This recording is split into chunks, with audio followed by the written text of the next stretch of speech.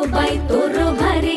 दिसते भारी गणपतीची स्वारी अन आला धादिस मामाच्या घरी मालवण चिपळूण सावंतवाडी माझ्या कोकण गावांचो दिमाग भारी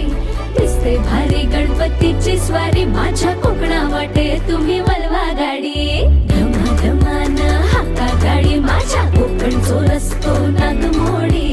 कारी नय